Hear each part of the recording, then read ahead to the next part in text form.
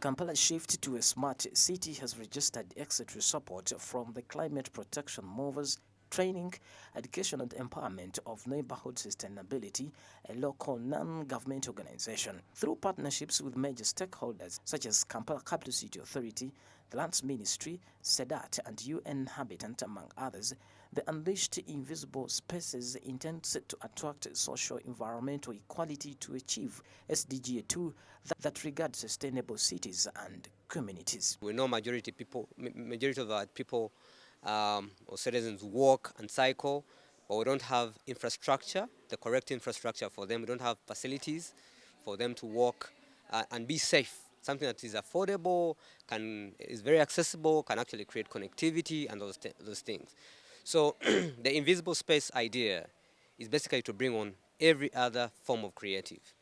Let it be an artist, an architect, an urban planner, a builder, like a mason or a fundi, because they're already doing things out there, but they're not recognized in any way. So by having this space, it identifies them, connects them, but also creates collaborations in terms of how they can actually be able to develop their own programs. So, with the green economy a major component in sustainable development, achievement of SDG 2, smart cities and communities are linked to gross efforts for conservation of the country's natural resource capital such as wetlands, forest coupled with adoption of renewable energy.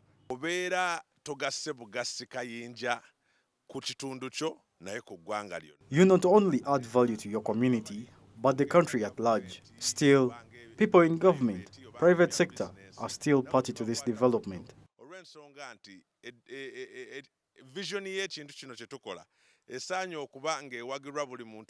Therefore, we want to raise the future generation in a supportive environment. As cities transform and increase in number, urban planning becomes crucial to achieve sustainable cities.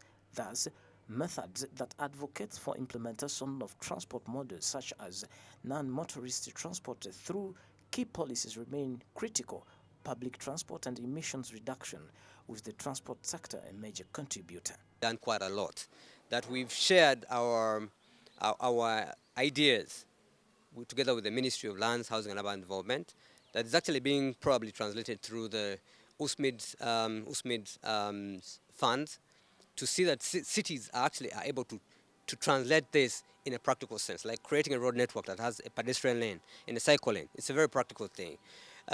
Together with MPA, I think we've contributed to the National Development Plan 3, where we actually have demonstrated how pedestrianization can actually be integrated into the public transport system.